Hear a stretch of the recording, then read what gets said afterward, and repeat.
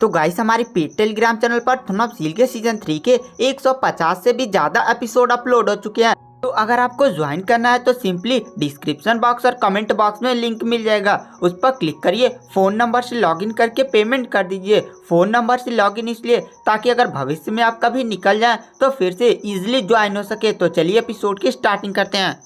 Episode की starting में हमें ओझा सिटी के बॉर्डर पर दिखाया जाता है। ओझा सिटी के बॉर्डर पर कायर, उसके दादाजी सेंग्यू और उसके माता पिता साइड में खड़े होते हैं और उनके सामने एक बहुत ही बड़ी डेमन आर्मी होती है। और उस आर्मी में demonic bird, dual headed demon vulture, demonic wolves होते हैं और इनकी सेना बहुत ही बड़ी होती है। और ये सारे लेवल 1 से लगाए लेवल 7 और लेवल 8 तक डीमन। बैटलफील्ड के पीछे डेमन शिविर थे। डेमन शिविर में पूरे 8 डेमन गॉड थे और वहां पर जो सेंग्यू थे वो काफ़ी ज़्यादा असैसिन टेम्पल में पावरफुल थे। सेंग्यू ने अभी युद्ध में बहुत ही कम पार्टिसिपेट किया था। वह इसीलिए युद्ध में पार्टिसिपेट नहीं कर रहे थे क्योंकि वह डेमन गॉड का इंतजार कर रहे थे। अगर सेंग्यू नॉर्मल डीमन से लड़ने के लिए उतरते वो तो बहुत ही भयानक मारते, लेकिन अगर उनकी स्पिरिचुअल एनर्जी उस टाइम खत्म हो रही होती और किसी डेमन गॉड ने सिटी पर अटैक कर दिया तो बहुत ही बड़ी प्रॉब्लम आ सकती थी। और कायर के जो माता पिता थे वह डेमन्स को सिटी में आने से रोक रहे थे। और इधर हमें दिखाया जाता है डेमन आर्मी सिटी की तरफ हमला कर देती है। तभी जो कायर होती है वह सभी असैसियन के आगे अपना the death of God blade को उठाती है और उस आर्मी में कूद पड़ती है। वह इतनी स्पीड के साथ डेमन को आलू गाजर मूली की तरह काट देते जा रही थी। अगर कोई भी डेमन 10 मीटर के रेडियस के अंदर उसके आने की कोशिश कर रहा था तो तुरंत उसके एक ही पल में 2 टुकड़े हो जा रहे थे। और वहां पर जो कायर होती है वो मौत बनकर उन सारे डीमंस पर बहुत ही खतरनाक मारे जा रही थी। कायर का इस युद्ध में इतना भयानक होने का केवल एक ही कारण था। कायर ने इस युद्ध में एक सोल्जर असैसियन को देखा था जो युद्ध से वापस आया था और उसके दोनों पैर कट चुके थे, उसका एक हाथ भी कट चुका था। और उस असैसियन ने अपने ही खंजर से, और वह सोल्जर टेम्पल ऑफ अलायंस पर बोझ नहीं बनना चाहता था, इसीलिए उस सोल्जर ने अपना खंजर अपने दिल में ही उतार लिया था। और उस सोल्जर ने अपने बेटे और पत्नी के लिए एक नोट लिखा था और कायर ने वही नोट पढ़ा था। और कायर काफी ज्यादा गुस्से में थी, इसी कारण वह डेमन पर एकदम कहर बनकर टूट पड़ी थी। और तभी कायर पर एक डेमोनिक बर्ड अटैक करती है। वो जो डेमोनिक बर्ड होती है वो फायर एलिमेंट वाली होती है और वह आग की वर्षा करते हुए कायर पर अटैक करती है। और वह डेमोनिक बर्ड जैसे ही कायर के नजदीक पहुंचती है, कायर एक ही अटैक में उस बर्ड के 2 टुकड़े कर देती है। और उसके बाद कायर फिर से उन डेमन आर्मी पर टूट पड़ती है। तभी कायर पर बहुत सारी एनर्जी बीम से अटैक होने लगता है। कायर उस एनर्जी बीम को आते हुए देखती है और कहती है मुझे फंसाया गया। दरअसल जो डीमन थे वो कायर को फंसाकर मारना चाहते थे। कायर जब भी बैटलफील्ड में उतरती थी वह डेमन्स पर इतना खतरनाक वार करती थी कि उसके सामने लगभग कोई टिक भी नहीं पाता था। रोज 2000 से 3000 वही अकेले लेवल 6 से लेवल नीचे वाले डीमन्स को मार डालती थी। और अब डेमन भी उससे काफी ज्यादा परेशान हो रहे थे और उन्होंने कायर को नोटिस भी किया था।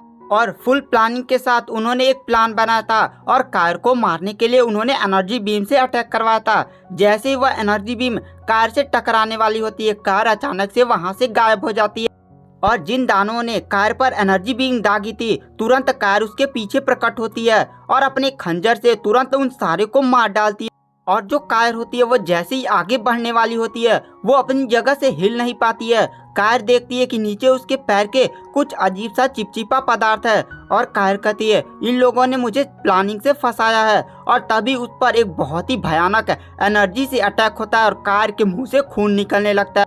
और तभी हमें दिखाया जाता है 2 काली परछाइयां प्रकट होती है और इन काली परछाइयों को देखकर वहां पर जो सेंग्यू जो इस समय असैसिन टेम्पल की दीवार पर खड़े थे वो शौक में कहते हैं ये तो डेमन गॉड हैं, क्या मेरी पोती को डेमन गॉड मारने के लिए आए। और वहां पर हमें दिखाया जाता है एक काली परछाई अपना रूप प्रकट करती है और उसका नाम होता है 52 डेमन गॉड एलोसर। और एलोसर तुरंत कायर पर अटैक करने के लिए आगे बढ़ता है और कायर के मुंह से खून निकाल देता है।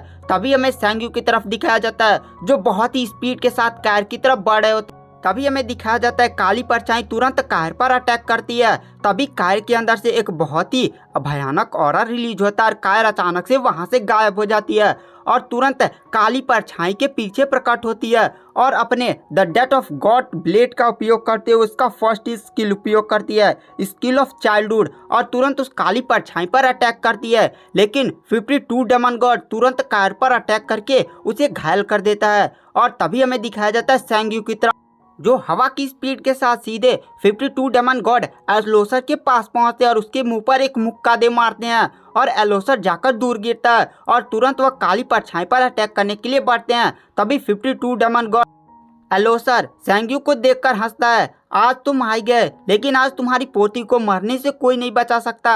और वहां पर सेंग्यू और एलोसर के बीच में फाइट होने लगती है।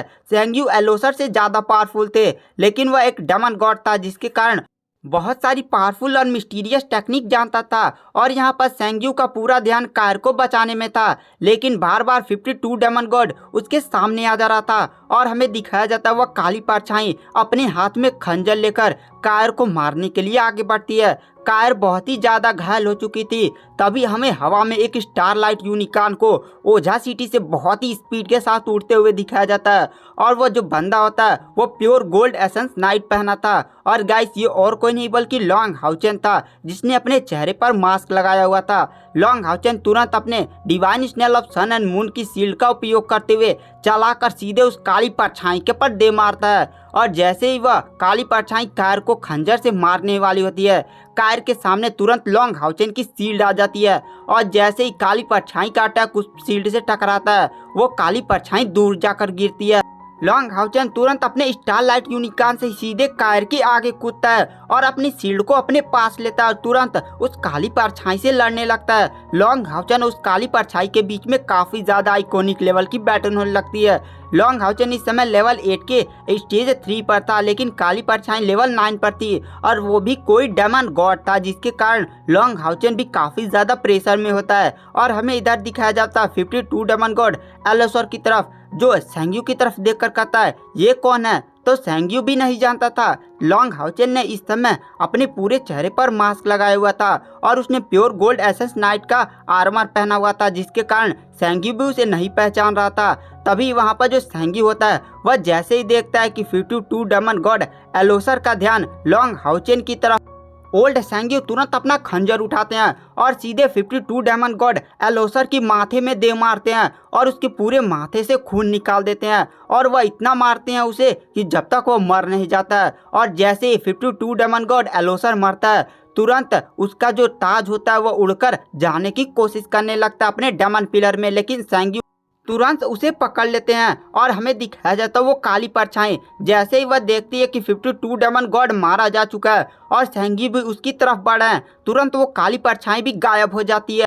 और गाइस 52 डेमन गॉड एलोसर को बनने में भी अब 1 साल का समय लगेगा, पर ये कैसे, देखिए अगर उसका जो ताज था वह उसके डेमन पिलर में जाकर मिल जाता तो वह लगभग 2-3 दिन में फिर से अपने नए उत्तराधिकारी को खोज लेता और एलोसर की लगभग 50% पावर उसे ट्रांसफर कर देता। लेकिन उसका ताज सेंग्यू ने पकड़ लिया है, जिसके कारण डेमन पिलर अपना उत्तराधिकारी 1 साल बाद ही खोजेगा। उससे पहले तो वह कुछ भी नहीं कर पाएगा और वह 1 साल के समझिए वो मर गया। और गाइस आज की वीडियो की एक्सप्लेनेशन को यहीं पर एंड कर देते हैं। तो चलिए बाय बाय, थैंक यू।